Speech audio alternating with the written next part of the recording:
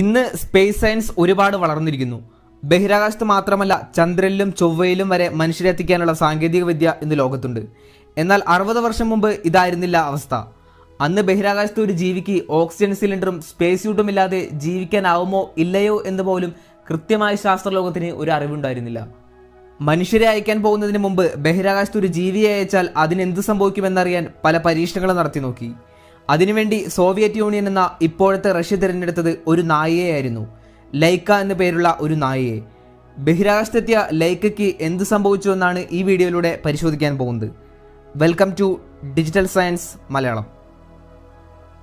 1947 മുതൽ 1991 വരെ നീണ്ടുനിന്ന ശീതയുദ്ധം അഥവാ കോൾഡ് വാർ നടക്കുന്ന സമയം. അമേരിക്കയും സോവിയറ്റ് യൂണിയനും ബഹിരാകാശ രംഗത്ത് ആധിപത്യമുറപ്പിക്കാനുള്ള കഠിനമായ ശ്രമത്തിലായിരുന്നു. അമേരിക്കയെ ബഹുദൂരം പിന്നിലാക്കി സോവിയറ്റ് യൂണിയൻ 1957 ഒക്ടോബർ 4 ആദ്യമായി ഒരു കൃത്രിമ ഉപഗ്രഹം ഭൂമിയുടെ ഭ്രമണപഥത്തിൽ എത്തിച്ചു. പിന്നീട് ആദ്യമായി മനുഷ്യനെ ആര് ബഹിരാകാശത്തെത്തിക്കും എന്നായി മത്സരം. എന്നാൽ ബഹിരാകാശത്ത് ഒരു മനുഷ്യന് സാധാരണ പോലെ ജീവിക്കാനാവുമോ, എങ്ങനെയാണ് ബഹിരാകാശത്ത് നിന്ന് തിരിച്ച് ഭൂമിയിലേക്ക് എത്തിക്കുക എന്നൊന്നും ഒരു രാജ്യത്തിനും അറിവില്ലായിരുന്നു. അതുകൊണ്ട് തന്നെ ബഹിരാകാശത്തെത്തിയ പേടകത്തിനെ തിരിച്ച് ഭൂമിയിലേക്ക് എത്തിക്കാനാവില്ല. അത് ഭൂമിയുടെ അന്തരീക്ഷത്തിൽ കറങ്ങി നടന്ന് അവസാനം നശിച്ചു പോവുകയും ചെയ്യും. സ്പുട്നിക് 1ന്റെ വിക്ഷേപണം കഴിഞ്ഞ് ഏകദേശം 1 മാസം കഴിഞ്ഞ് ഒരു ജീവിയെ ബഹിരാകാശത്ത് അയക്കാൻ റഷ്യ തീരുമാനിച്ചു. സ്പുട്നിക് 2 എന്ന് പേരിട്ടിരിക്കുന്ന ദൗത്യത്തിൽ ബഹിരാകാശത്തിലേക്ക് അയക്കാൻ ലൈക്കയെ അവർ തിരഞ്ഞെടുത്തു. അമേരിക്കയെ ബഹുദൂരം പിന്നിലാക്കി റഷ്യ സ്പുട്നിക് 2 എന്ന മറ്റൊരു ദൗത്യത്തിന് വേണ്ടി തയ്യാറെടുത്തു. എന്നാൽ ലൈക്കയായിരുന്നില്ല ആദ്യം ബഹിരാകാശത്തെത്തിയ ജീവി. 1947 അമേരിക്ക ഈച്ചകളെയും പിന്നീട് ആൽബർട്ട് എന്ന ചിമ്പാൻസിയെയും അയച്ചു. എന്നാൽ ബഹിരാകാശത്ത് എത്തുന്നതിന് മുമ്പ് തന്നെ ഓക്സിജൻ ലഭിക്കാതെ വന്നതോടെ ആൽബർട്ട് എന്ന ചിമ്പാൻസിയും ദാരുണമായി കൊല്ലപ്പെട്ടു. 1949 ജൂണിലായിരുന്നു ഇത്. പിന്നീട് നാസ തന്നെ യോറിക് എന്ന പേരുള്ള ഒരു കുരങ്ങനെയും അയച്ചു. 1951 അത് സംഭവിച്ചത്. 72 കിലോമീറ്റർ ഉയരത്തിലെത്തിച്ച ദൗത്യം തിരിച്ച് ഭൂമിയിലേക്കും കൊണ്ടുവന്നു.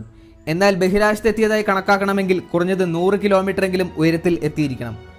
എന്നാൽ ആ ഒരു ഉയരത്തിൽ നിന്ന് സുരക്ഷിതമായി താഴെത്തിക്കാനുള്ള സാങ്കേതിക വിദ്യ ആർക്കും ഉണ്ടായിരുന്നില്ല. സ്പുട്നിക് 1മായി കമ്പയർ ചെയ്യുമ്പോൾ സ്പുട്നിക് 2 കുറെ കൂടി വലിപ്പമുള്ളതായിരുന്നു. ഏകദേശം 508 കിലോഗ്രാം ഭാരമുണ്ടായിരുന്നു ലൈക്ക സഞ്ചരിച്ച ബഹിരാകാശ വാഹനത്തിന്. റഷ്യയിലെ പ്രധാന നഗരമായ മോസ്കോയിലെ തെരുവിൽ നിന്നാണ് 3 വയസ്സ് മാത്രം പ്രായമുള്ള ലൈക്കയെ കണ്ടെത്തിയത്. അന്ന് ഭൂമിയിലേക്ക് തിരിച്ചു വരാനുള്ള സംവിധാനം സ്പുട്നിക് 2വിലും ഇല്ലായിരുന്നു. അതുകൊണ്ട് ആ ദൗത്യം സൂയിസൈഡ് മിഷൻ എന്നാണ് അറിയപ്പെട്ടത്. സത്യത്തിൽ ലൈക്കയെ റഷ്യൻ ശാസ്ത്രജ്ഞന്മാർ അറിഞ്ഞുകൊണ്ട് ഒരു അപകടത്തിലേക്ക് തള്ളിവിടുകയായിരുന്നു. ലൈക്ക വിക്ഷേപണം കഴിഞ്ഞ് ഭൂമിയെ ഒരാഴ്ചയോളം വലം വെച്ച് വേദന അനുഭവിക്കാതെയാണ് മരണപ്പെട്ടതെന്നാണ് റഷ്യ നൽകിയ വിശദീകരണം. എന്നാൽ പിന്നീട് വർഷങ്ങൾ കഴിഞ്ഞാണ് സത്യാവസ്ഥ ലോകം അറിഞ്ഞത്. വിക്ഷേപണത്തിന് മുമ്പ് തന്നെ ലൈക്കയ്ക്ക് ആരോഗ്യ പ്രശ്നങ്ങളുണ്ടായിരുന്നു. കാരണം ബഹിരാകാശത്ത് അയക്കുന്നതിന് മുമ്പ് തന്നെ പരിശീലനങ്ങൾ അതികഠിനമായിരുന്നു. ഈ ചിത്രത്തിൽ കാണാൻ സാധിക്കും നിസ്സഹായതയോടെ വിക്ഷേപണത്തിന് തൊട്ടുമുമ്പ് വിക്ഷേപണ വാഹനത്തിനുള്ളിൽ നിന്ന് പുറത്തേക്ക് നോക്കി നിൽക്കുന്ന ലൈക്കയെ. ഏകദേശം 4 ദിവസം ലൈക്ക സഞ്ചരിച്ച പേടകം ഭൂമിയെ വലം വെച്ചുകൊണ്ടിരുന്നു. എന്നാൽ ആ പേടകത്തിൽ വെറും 1 ദിവസത്തേക്ക് മാത്രമുള്ള ഭക്ഷണം മാത്രമാണ് ഉണ്ടായിരുന്നത്. ശേഷിച്ച 3 ദിവസവും ലൈക്ക ഭക്ഷണമില്ലാതെ ജീവിച്ചു. പിന്നീട് വിക്ഷേപണ വാഹനം അമിതമായി ചൂടായതോടെ ലൈക്ക മരണത്തിന് കീഴടങ്ങുകയായിരുന്നു. 1957 നവംബർ 10 സ്പുട്നിക് 2വിലെ ബാറ്ററിയും മറ്റു ഉപകരണങ്ങളും പ്രവർത്തനം നിർത്തി. അതോടെ ഭൂമിയിലേക്ക് സന്ദേശം അയക്കുന്നതും ഇല്ലാതായി. എല്ലാ ഉപകരണങ്ങളും നിലച്ചിട്ട് സ്പുട്നിക് 2 1958 ഏപ്രിൽ 14 വരെ ഭൂമിയെ വലം വെച്ചുകൊണ്ടേയിരുന്നു. അതുവരെ ഏകദേശം 2570 തവണ ഭൂമിയെ അത് വലം വെച്ചിരുന്നു. 162 ദിവസം പൂർത്തിയാക്കി കത്തിയമർന്ന് ഭൂമിയിലേക്ക് സ്പുട്നിക് 2 പതിച്ചു. റഷ്യയിലെ മോസ്കോ തെരുവിൽ കഴിഞ്ഞിരുന്ന ലൈക്ക എന്ന നായ സ്പുട്നിക് 2വിന് വേണ്ടി സ്വന്തം ജീവൻ തന്നെ വില കൊടുക്കേണ്ടി വന്നു.